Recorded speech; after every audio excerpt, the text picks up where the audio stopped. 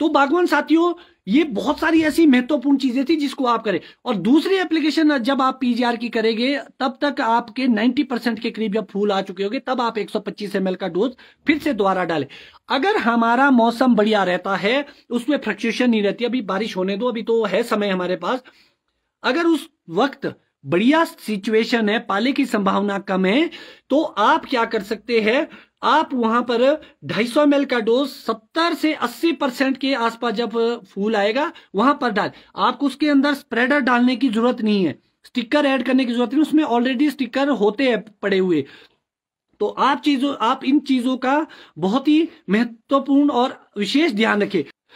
अगर पीजीआर करे तो 12 का सेट करना जरूरी है, बिल्कुल भी मुझे नहीं लगता जरूरी है, मगर जो मौसम है हमारा और मैं जो डंडी का साइज देख पा रहा हूं, चिलिंग आवर पूरे नहीं है हमारे, तो कहीं ना कहीं डंडी छोटी रह रही है और फूल छोटा आ रहा है। तो मुझे लगता है कि शुरुआती स्टेज पे हमारे को डाल देना चाहिए। इतना महंगा नहीं है ये, आपको 150-200 रुपए का 100 रुपए का ड्रम बैठेगा और उसको भी मिस्ट की तरह करना है, 3 ड्रम की जगह 1 ड्रम करनी है।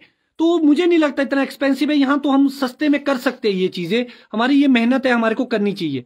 और एक और बड़ा क्वेश्चन आया था, मैं लेना भूल गया था, कुछ लोग बोल रहे कि इतनी जल्दी जल्दी क्या डाले, कि इंसेक्टिसाइड डाले, फंगीसाइड डाले। तो बागवान साथियों, आपको ध्यान रखना पड़ेगा, अगर आप पिंक बर्ड स्टेज पे जिंक बोरॉन 1261 करें तो उसमें आप एक फंगीसाइड ऐड कर सकते हैं। और इस साल महत्वपूर्ण हो जाएगा वो, आप स्कोर ऐड कीजिए 30 ml 200 लीटर पानी के हिसाब से, आप बेबिस्टीन ऐड कर सकते हैं वहां पर, और सिस्टेमिक फंगीसाइड आप ऐड कर सकते हैं, क्योंकि कोर रोट जो अंदर बीज सड़ता है जिससे फ्रूट ड्रॉपिंग होती है बाद में, तो वो कहीं ना कहीं कम होगी। तो आपको ये ध्यान रखना पड़ेगा, आप मिक्स कर सकते हैं इसको और स्टार्टिंग स्टेज पे कर सकते हैं, मगर जब आपके फूल खिलने की प्रक्रिया पूरी हो जाएगी उसके बाद आप पीजीआर के अलावा कोई भी चीज फूल के ऊपर स्प्रे ना करें, बिल्कुल भी ना करें, किसी भी तरह का एक्सपेरिमेंट ना करें, आपको नुकसान होगा। 1261 मेज एक्सेल के साथ आप मिक्स नहीं कर सकते, उसको आप सिंगल कीजिए। भले ही आप अगर आप 5% फूल पे 1261 और बोरोन जिंक डाल रहे हैं, अगर आपने मेज एक्स डालना तो आप 15% फूल पे थोड़े थोड़े जब आ जाएंगे काफी, तब आप कर सकते हैं। मिक्स मत करिए, ज्यादा घोटा मत बनाइए। हबी परमीन जी, जो डोडीन की आप बात करें, डोडीन आप लेट भी कर सकते हैं, थोड़ी सी आप लेट कर सकते हैं, अभी मत डाले, क्योंकि अब सिल्वर स्टेज मैक्सिमम लोगों की निकल गई। अगर जहां रही है तो मैंने वहां सल्फर रिकमेंड किया है, 80-100 रुपए का ड्रम, आप वहां 600 ग्राम सल्फर डालिए और बाद में करिए। डोडीन आप बाद में कर सकते हैं।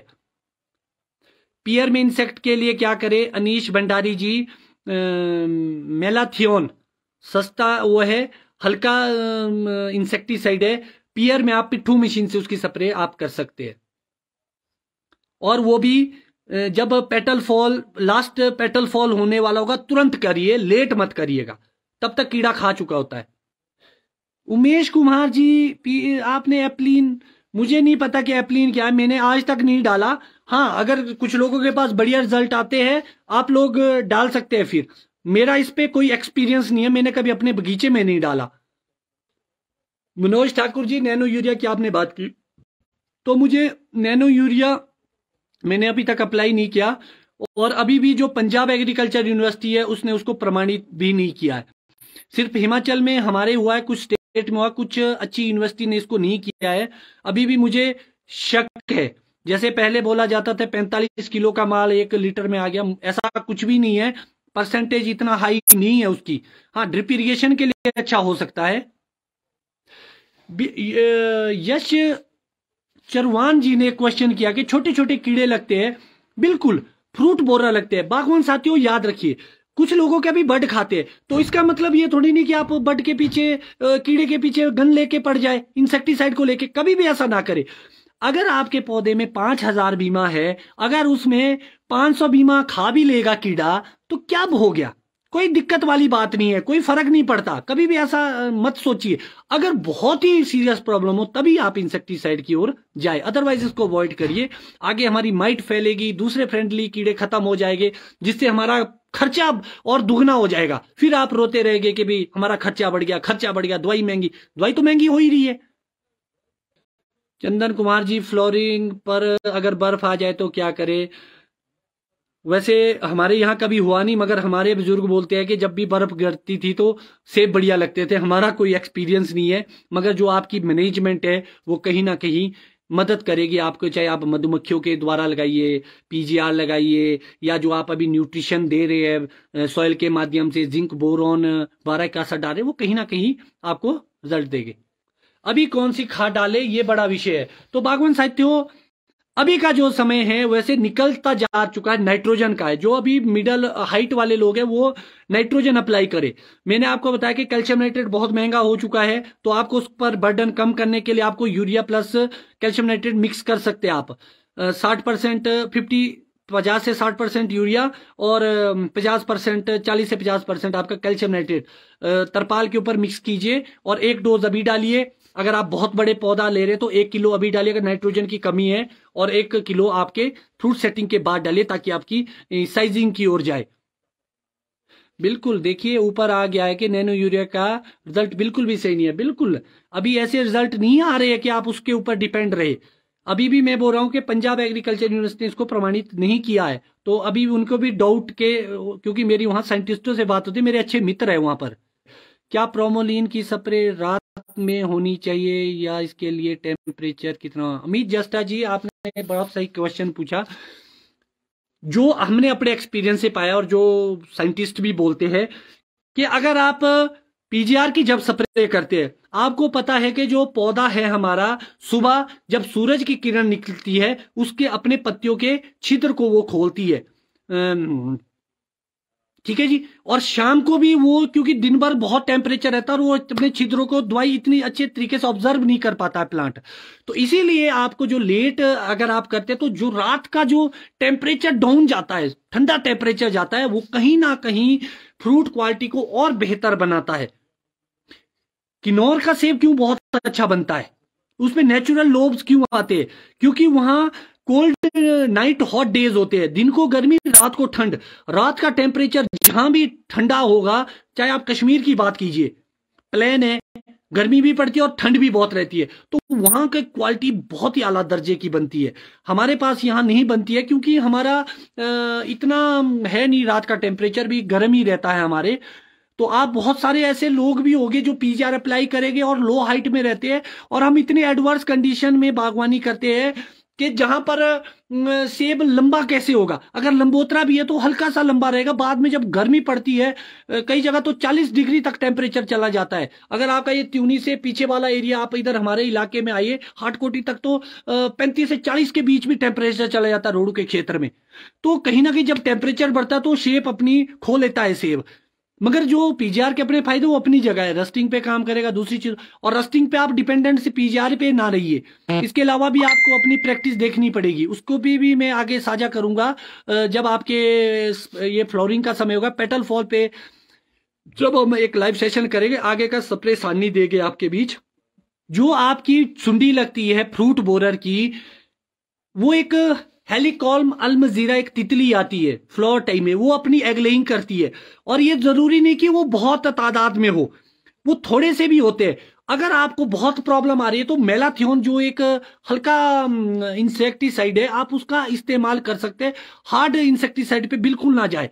अगर आपको कीड़ा बहुत ज्यादा दिखे तभी आप इंसेक्टिसाइड की ओर जाए। थोड़े बहुत अगर दाने डैमेज करता है तो मुझे नहीं लगता कि अगर 100 पेटी के पीछे आपकी 4-5 पेटी कीड़ा अगर डैमेज करता तो वो बहुत बड़ा टॉपिक है। इस पे आप ज्यादा, वो तो भर जाता है बाद में। और मुझे लगता है कि जो तो खासतौर पर लोअर मिडल के लोग हैं वो तो उस सेब को भी 12 और 1500 रुपए बेच देते हैं, तो आपको इतना टेंशन लेने की जरूरत नहीं है। ये विकास चंदेल जी का था कि व्हाइट ग्रब, व्हाइट ग्रब क्या होता है? जो आपका काजू की तरह व्हाइट सा कीड़ा होता है जिसको बोरर भी बोलते हैं, कुछ लोग गोबर का कीड़ा बोलते हैं, वो बहुत ही डेंजरस हो जाता है। उसके लिए जो बहुत अच्छी चीज है वो एक बवेरिया बेसिना जो आता है, उसको आप अप्लाई करते रहे अपने बगीचे में। और दूसरा नीम की खड़, नीम केक आता है, उसको आप पूरे बेसिन में बिखरा के डालिए 2-2, 4-4 किलो। तो मुझे लगता कि जब आप 2-3 साल तक उसका इस्तेमाल करेंगे तो कहीं ना कहीं बाहर हो जाएगी वो चीजें, इंसेक्ट वो किसी भी तरह का। आप लहसुन को बीज सकते हैं अपने तौलिए में, उससे भी आपका कीड़ा दूर भागेगा। लीला लीला जी, अच्छा बीमा भी कन्वर्ट हो रहा है, उसके पीछे बहुत सारी रीजन है। लास्ट ईयर आपकी पोस्ट हार्वेस्ट मैनेजमेंट क्या थी, ओवर क्रॉपिंग तो आपने नहीं ली थी, कहीं पतझड़ पहले तो नहीं लग गया था, सिर्फ बीमा मोटा देखने से। और दूसरी बड़ी बात है, जो आपका चिलिंग आवर्स पूरा नहीं हुआ है उसकी वजह से भी कन्वर्जन है, हमारे नहीं है, क्योंकि हम थोड़ा शेडी में रहते हैं। हमारे चिलिंग आवर मुझे लगता है कि ऑलमोस्ट पूरे हो चुके हैं, इसलिए हमारे बर्ड तो अच्छे हैं। टीसी ठाकुर जी आपके साइज में रहते हैं, धुंध बहुत रहती है आप हाइट में होने, तो आपको सबसे विशेष ध्यान रखना है कि नाइट्रोजन जो आपका अखरोट से पहले पहले तक आप नाइट्रोजन अप्लाई करते रहे। और दूसरी बड़ी बात है फ्रूट थिनिंग, उस पर भी अलग से एक विषय लाइव सेशन रखेंगे, फ्रूट थिनिंग भी आप कंटिन्यू करते रहे। तो मुझे लगता है कि बागवान साथियों हम ऑलमोस्ट सभी चीजों को कर चुके हैं। जो नेक्स्ट सेशन होगा उसमें भी एक लाइव और मैंने बोलने के लिए बनाने के लिए बोला था, वो अभी तक मेरे पास प्रोडक्ट नहीं आ पाए हैं, जिसमें मोबिलाइजिंग बैक्टीरिया हम डेवलप करेंगे, क्योंकि नेचुरल फार्मिंग भी मैं कर रहा हूं साथ के साथ। अभी एक बागवान साथी पूछ रहे थे ठाकुर जी के आपके कितने ट्रायल लगते हैं, ट्रायल तो नेचुरल फार्मिंग पे भी लगे, और हम नेचुरल फार्मिंग में रजिस्टर्ड फार्मर है, तो हर तरह की चीजें चलती रहेगी, क्योंकि हम डिपेंडेंट सिर्फ यूनिवर्सिटी और डॉक्टर पे नहीं रह सकते, हमारी अपनी प्रैक्टिस चलती रहेगी। तो उसको कैसे मल्टीप्लाई करना है, क्योंकि मैक्सिमम लोगों की जमीन में फॉस्फोरस, पोटाश और नाइट्रोजन सब कुछ न्यूट्रिशन एक्सेस है, सिर्फ वो अपटेक की प्रॉब्लम है। उसके लिए कल्चर कैसे तैयार करना है, कैसे हम उपलब्ध करा सकते हैं जिससे हमारा खाद के खर्चे कम हो जाएंगे, तो उस पर आने वाले 1-2 दिन में जरूर आपसे लाइव सेशन करेंगे, क्योंकि अभी तक मेरे पास मटीरियल नहीं पहुंचा है, क्योंकि छोड़ा लाया नहीं गया है, पहुंचा नहीं अभी दवाइयां। आज के लिए फिलहाल इतना ही, आज मैं आप लोगों से इजाजत चाहूंगा, तो आज के लिए इतना ही इजाजत चाहूंगा। आपने इतना प्यार दिया, आप इतना विश्वास रखते हैं, याद रखिए ये डिंपल पांचटा आपका विश्वास कभी नहीं टूटने देगा। हम हर घड़ी आपके साथ खड़े हैं। अभी हम सरकार के पास भी जाएंगे और सब लोग मिलके जाएंगे, सरकार नहीं मानेगी, मनवाएंगे। पिछली सरकार को तो बागवानों ने बाहर का रास्ता दिखाया था, अगली ये वाली सरकार को भी हम फार्मर के तरीके से चलने पे मजबूर करेंगे। हम ये नहीं बोलेंगे कि दूसरे तरीके मत अपनाइए, हमारा हॉर्टिकल्चर के लिए अलग से एक प्रोजेक्ट बनाइए कई हजार करोड़ का, जिसमें इन्वेस्ट करेगी। जब तक सरकार इन्वेस्ट नहीं करेगी हमारे सेक्टर में, हमारा सेक्टर उठ नहीं सकता। मैं ये गारंटी देता हूं कि नहीं उठेगा। जब तक सरकार इसको इंडस्ट्री के रूप में नहीं देखेगी या इन्वेस्ट नहीं करेगी, तब तक कुछ नहीं हो सकता। नहीं तो चलता रहेगा, सेब हमारी मेहनत से उग रहा है, हम अभी भी उगा रहे, आने वाले समय भी उगा रहे, मगर सेब का भविष्य इतना अच्छा नहीं दिख रहा। क्लाइमेट चेंज बोलिए आप, हमारी सॉइल की फर्टिलिटी बोलिए, इरिगेशन की स्थिति देखिए हमारी, तो इसीलिए आपको ध्यान रखना पड़ेगा कि अपनी मांगे सरकार के तरीके से मनवानी पड़ेगी और जोर शोर से मंगवानी पड़ेगी। हर आदमी सड़कों पे उतरता है, क्या हमारा बागवान भी उतरेगा? हर परिवार से उतरेगा। पहली बार भी किसान आंदोलन हुआ था, मगर उसमें भी उतना भाग नहीं लिया था लोगों ने। तो आपको यह देखना पड़ेगा कि क्या हम सब लोग अपने हितों के लिए, अपनी इंडस्ट्री के हक के लिए सरकार के सामने एक मजबूत पक्ष रख सकते हैं। अभी प्रदेश सरकार 24 में सेंट्रल गवर्नमेंट के इलेक्शन आएंगे, तो जो भी दोनों देश की बड़ी पार्टियां हैं, बीजेपी है चाहे कांग्रेस है, दोनों के पास जोर शोर से मुद्दा रखिएगा। सेंटर नहीं मानती है तो 24 के वोट हमने डालने हैं, स्टेट नहीं मानेगी तो अगले इलेक्शन आने। तो इन्हीं सभी चीजों के साथ आज मैं आपसे इजाजत चाहूंगा। धन्यवाद। जय हिंद, जय बागवान, जय किसान।